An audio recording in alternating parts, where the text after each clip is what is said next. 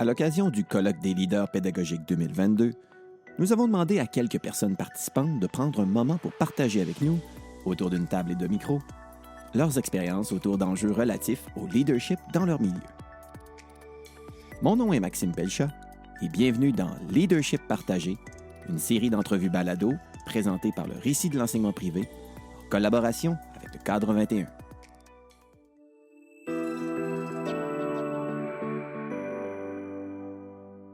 Parlons leadership partagé même dans un milieu. Puis ça fait plaisir de discuter avec Mario, Karine, Myriam. Vous avez toutes et tous des postures différentes dans votre école.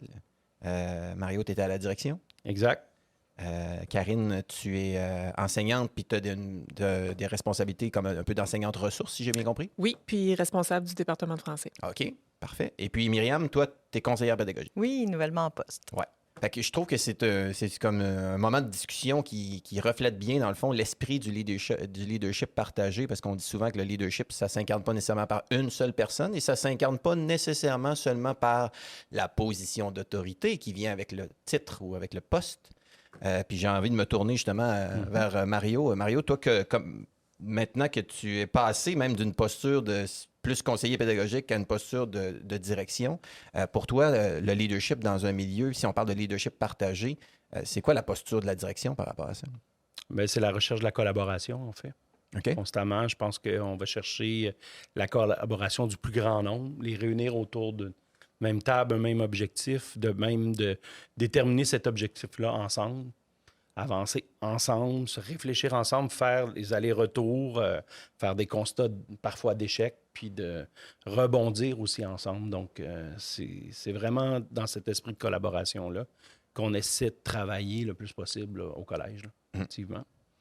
Aller chercher des gens de champ gauche, aller chercher tout type de personnes quand on essaie de former un groupe de réflexion, c'est d'éviter de se retrouver toujours avec les mêmes personnes. C'est difficile parce qu'il y a des gens qui veulent toujours collaborer, qui veulent s'impliquer. C'est de ne pas oublier ceux qui s'isolent. Mm-hmm. Essayer d'aller les rechercher par différents moyens. Oui, c'est avoir ce souci-là d'une représentativité, surtout dans un établissement assez gros, là, comme nous, on est quand même presque 110 enseignants. Donc, essayer d'aller, de ne pas en oublier. Ça, c'est toujours d'avoir une vision macro de ça, qui on a avec nous, qui marche avec nous, qui marche moins rapidement, qu'il faut aller rechercher, comment y arriver. Donc, c'est ce genre de questionnement-là qu'on peut avoir. On est quand même aussi une équipe assez importante à la direction, entre autres à la direction de services pédagogiques, on est 3. Puis, donc, autour de la table de direction, on va jusqu'à 13, 14. Donc, quand même, c'est aussi de faire toujours un enjeu de communication aussi. Là. Plus c'est gros, plus c'est compliqué de passer les messages, plus c'est difficile d'entendre ce que les gens veulent nous dire aussi. Mais d'aller chercher des données aussi, je remarque que vous faites ça naturellement, d'aller voir un peu, tâter le pouls à travers un sondage interne ou encore des données, des relevés de notes. On fait sortir des données comme ça pour se questionner, faire émerger des constats, comme tu l'as dit, puis après ça, faire la recherche ensemble. C'est quoi nos pistes de solutions? Qu'est-ce qu'on pourrait proposer comme solution? Est-ce qu'on accompagne de telle façon? Mais oui, d'aller chercher des données, j'ai trouvé que c'était une vraiment belle technique au fond. Parce que de partir d'un ressenti, c'est super important. C'est une très bonne base. Puis oui, il faut que pour qu'il y ait du changement, il faut que ça parte aussi des gens. Mais de partir des données, ça peut essayer de faire des regroupements, créer d'autres liens, puis amener un peu le questionnement là où on ne l'avait pas vu venir finalement. Puis quand on est, Karine, en classe avec les élèves, on pourrait dire comme au quotidien, dans le fond, dans le cœur de la journée, c'est ce qui nous occupe, dans le fond. Là. Comment on le voit, ce leadership-là, qu'on peut assumer comme enseignant dans son milieu? Bien, c'est d'établir le pont entre l'élève qui a sa réalité, ses besoins, ses valeurs, ses difficultés, puis la direction qui a des objectifs, puis qui veut voir les élèves progresser, comme nous, évidemment, là, mais nous, on est le pont entre les deux, je trouve. Puis on est capable de aussi évaluer la pertinence d'une action, être capable de rétroagir par rapport à une décision, d'être capable aussi de documenter tout ça. Est-ce que la décision, elle était bonne parce que l'élève a bien réagi ou est-ce que la décision, elle est bonne même si l'élève a bien réagi parce qu'on va l'amener, on va le bousculer, puis on va l'amener à prendre une nouvelle posture peut-être, puis à évoluer dans ce sens-là. Mais nous, on est vraiment, je trouve, le canal de communication entre les deux. Puis après ça, ben moi, je fais le pont en français dans ce département-là, d'essayer de prendre l'idée, l'objectif de la direction, puis de l'appliquer à ma matière à moi, parce qu'un objectif général, ça ne s'applique pas toujours de la même façon pour toutes les matières. D'essayer d'aller voir l'enjeu en français, parce que moi, je suis en français. Par rapport à la science, par rapport à la maths, c'est souvent complètement différent. La réalité est tout autre. Puis comment je peux l'établir, ce lien-là, puis travailler plus précisément avec mes profs qui, parfois, ont peur de la direction, puis qui se sentent jugés, qui se sentent restreints, peut-être parfois, ou orientés plus serrés. Bien, avec moi, ils se sentent souvent plus à l'aise ou ils vont avoir moins l'impression de ce jugement-là parce que je suis au même niveau puis qu'après, j'établis le lien.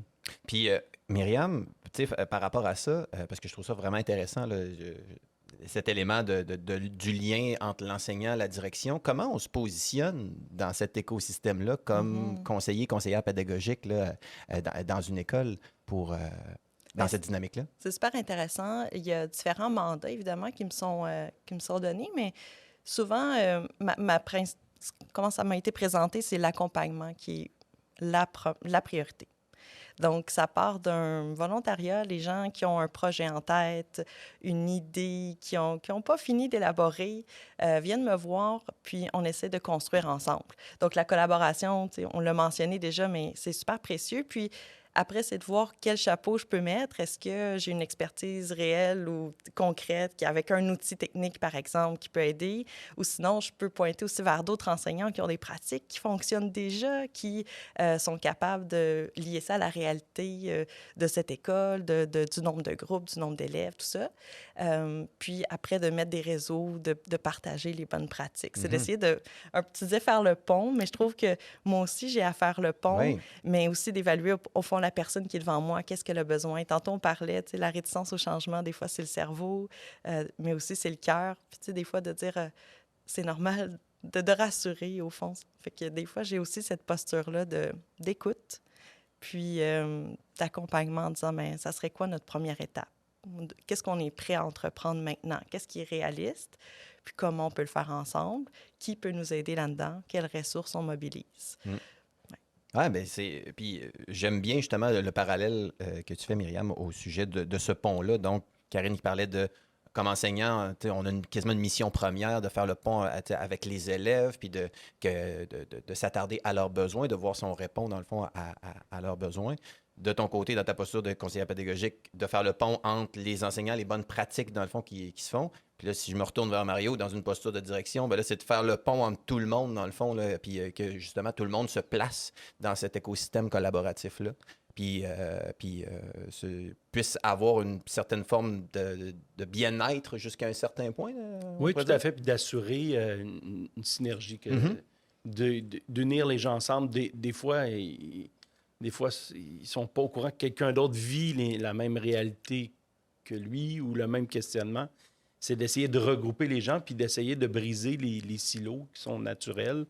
Les silos matière, les silos niveau, les silos matière-niveau, essayer de regrouper les gens en fonction d'un objectif commun ou d'une réflexion qui mène, ils ont la même réflexion. Souvent, je m'occupe beaucoup des enseignants en insertion professionnelle. Mais des fois, ils ont des interrogations où deux enseignants ont la même interrogation ou le même défi. Bien, c'est de les relier ensemble, même s'ils ne sont pas dans la même matière. Ils ont le même questionnement. Ils ignorent qu'il y en a d'autres dans l'école qui vivent la même chose qu'eux. C'est d'essayer de les faire travailler ensemble, de les faire cheminer. Des fois, je leur dis, bien, il va y avoir tel enseignant, il vit la même chose, reviens-moi, puis on s'assoit les trois ensemble. Ils sont comme, ah oui, un prof. Ils ne sont pas... de briser cette espèce de culture-là de silo, puis d'essayer de voir que souvent, la réponse, ils peuvent la trouver entre eux, en échangeant, juste en étant conscients qu'ils ne sont pas seuls. C'est briser l'isolement. Un prof, je le vois souvent comme un entrepreneur, mais il est seul. Donc, c'est un travailleur autonome des fois. Donc, essayer de briser ce côté-là, de les faire travailler ensemble, de les faire réfléchir ensemble. Puis essayer de briser, c'est ça, l'espèce de lien naturel qu'ils ont. Là. Ouais. Il faut se parler, il faut s'écouter, Oui. parce qu'on ne le fait pas assez. Puis moi, en étant ressource, en étant en appui en français pour les élèves en difficulté, j'entre dans les classes de secondaire 3, 4, 5. Puis là, je vois plein de trucs super chouettes qu'après, je m'empresse de partager aux autres collègues qui n'ont pas nécessairement des élèves en appui, mais qui pourraient en bénéficier pour X raisons, mais qui ne le savent pas que ça se fait. Ou parfois, je leur dis que la même chose qu'eux font, ça s'est aussi expérimenté à un autre niveau, puis ça a eu des impacts ultra positifs ou pas, là, parce que parfois, on peut aussi partager des mauvaises expériences, puis c'est gagnant pour tout le monde. Mais de créer les liens, d'ouvrir les portes d'entrée dans les classes, la direction ne le fait pas nécessairement. Moi, je trouve que c'est une grande richesse que j'ai de faire ça cette année. Puis ensuite, de partager tout ça, puis de publiciser ce qui se fait, ce qui a été bien, pas bien, ça fait avancer les choses. Mais ces occasions de partage sont dures à mettre en place, sont dures à générer. Ça reste un défi, je trouve. Puis c'est quoi le canal de communication parfait, au fond? Est-ce que c'est une réunion quand tout le monde est obligé d'être là à 3 heures? Est-ce que c'est un bulletin qu'on va lire en diagonale parce qu'on est pressé? Donc, c'est vrai qu'on veut faire rayonner parce qu'il y a plein de choses qui se font bien. Puis tu as dit, il y en a qui essaient des choses. Puis c'est ça qui est important. Ça n'a pas besoin d'être révolutionnaire puis d'avoir fait une thèse de doctorat là-dessus. Mais l'essai de le valoriser, c'est après comment. Je pense que ça reste un défi. Je pourrais le mettre sur le mur plus tard. Absolument, absolument. Oui, un peu comme y aller par petits pas. Puis,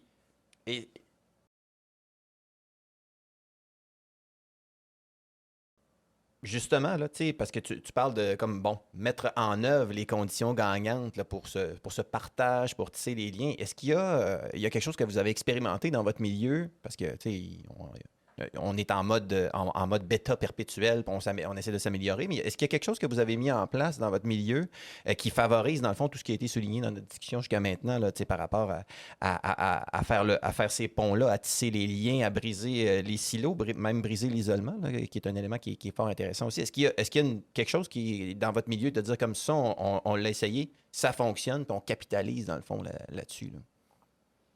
C'est de voir, je pense que c'est de prendre le pas de recul pour bien planifier les choses. Des fois, on veut aller trop vite. Entre nous, entre mes 2 collègues au service pédagogique, on avait comme un mantra de départ début d'année, c'est on ralentit à la pédagogie, mais des fois, on veut aller trop vite, trop rapidement, d'accepter le déséquilibre. Et surtout, dans notre milieu, c'est particulièrement frappant, là, mais de rendre légitime le droit à l'erreur, puis même de forcer des fois les gens à plonger sans avoir tout, parce que c'est un milieu qui est performant.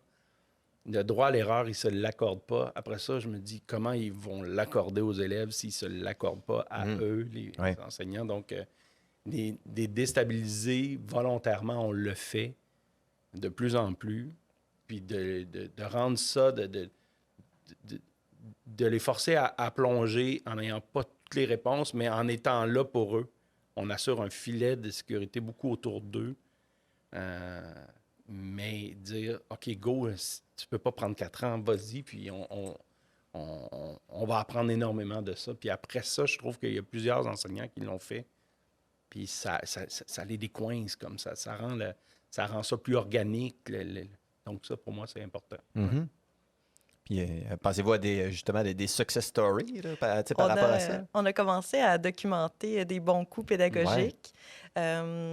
Quand on entend parler, par exemple, d'enseignants qui ont remplacé une évaluation écrite par une entrevue, par l'apprentissage par découverte. Donc, c'est de mettre aussi des mots sur des concepts pédagogiques. On est, après tout, des professionnels de l'enseignement. Des fois, on n'a pas ce réflexe d'aller voir dans le vocabulaire, mais ça peut être justement mon rôle à travers cette publication-là. Mais c'est de souligner tout simplement que, justement, tel prof a essayé, tel prof a mis ça en action, il a constaté des bienfaits, voici ce qui changerait pour la suite. Mais bref, essayer de documenter un peu ce qui se fait de bon dans le quotidien sans, encore une fois, que ce soit parfait et que ce soit la version finale de tout ce qu'on a à accomplir finalement. Documenter ou inviter. à venir vivre Oui. l'activité avec les élèves. Je pense qu'il n'y a rien de mieux que d'être sur place quand ça se passe pour comprendre, aider, soutenir, parce que parfois, l'enseignant qui vient observer peut faire une action ou porter un jugement ou régler une solution. Puis après, si lui veut réinvestir cette activité-là, il va le faire en évitant cette erreur-là ou en reproduisant le bon coup. Mais les portes ne devraient jamais être fermées. Ouais. Puis est-ce que c'est quelque chose qui vous diriez, qui est de plus en plus fréquent dans votre milieu, cette espèce de je vais aller voir ce que tu fais, d'ouvrir la porte? Dans mon département, oui. Oui? Ça se faisait pas du tout. Hmm. Et ça a été difficile au début. Il y a des portes qui s'ouvraient pas si grandes que ça. Mais à force d'obliger un peu, en quelque sorte, avec l'appui, parce que l'enseignante ressource devait entrer. Puis au début, il y a eu des enseignants qui se tournaient les pouces avec des cours magistraux où l'enseignant servait absolument à rien. On a bousculé ça. Puis cette année, ça entre et ça sort, ça se promène dans plusieurs groupes en même temps. Puis pas différents niveaux encore, mais au moins sur le même niveau, différents groupes. Et ça, c'est vraiment, vraiment positif. Et on n'a que des avantages à Ouais. ça. Puis il y a des retombées visibles, dans le fond, de cette dynamique-là qui s'installe dans la culture tranquillement. Mais c'est tôt, là, peut-être dans Ouais. l'année. OK. Mais on a eu de beaux résultats avec ces élèves, de certains élèves qui étaient vraiment en grande difficulté l'année dernière puis qui ont très bien réussi. On a une histoire extraordinaire d'un élève qui a eu 80 là, en français puis qui avait été classé par échec dans ce programme-là. Puis c'est pas un 80 d'encouragement, c'est un 80 pur et mérité. Fait que ça, c'est évidemment extraordinaire. Puis cette année, là, on est qu'au mois de novembre, là, fin novembre peut-être, mais la première étape était très, très courte. Donc, je pourrais pas dire encore si les retombées vont être extraordinaires cette année, mais j'ose espérer. Tu disais tout à l'heure qu'au début, quand ça a été mis en place, tu entrais dans les classes, puis les élèves étaient même réticents à recevoir cette aide-là. Mais Pourquoi visible, moi? Une trace visible, c'est exact. ça. Ils me voient arriver avec des cœurs dans les yeux. Alors déjà, il y a ça. Et ça, c'est vraiment chouette. Et au quotidien, il y a un effet immédiat, c'est-à-dire que après un cours, quand une ressource rentre dans ta classe, il y a une discussion pédagogique sur ce qui vient se passer. C'est très concret. Et il y a beaucoup d'enrichissements qui se font entre les professionnels quand ça arrive parce que c'est pas lors d'une journée pédagogique qu'on réfléchit sur nos pratiques. C'est le jour 2, à la période 3, il s'est passé ça, puis on en discute quelques minutes après que ça soit passé.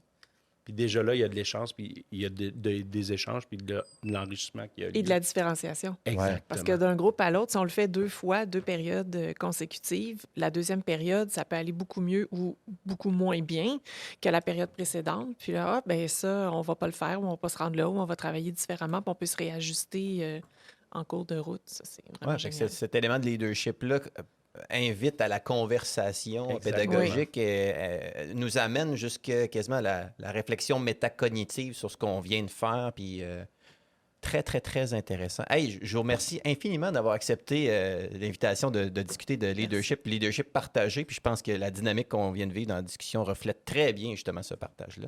Merci infiniment, Mario, Karine, Myriam. Merci. Merci.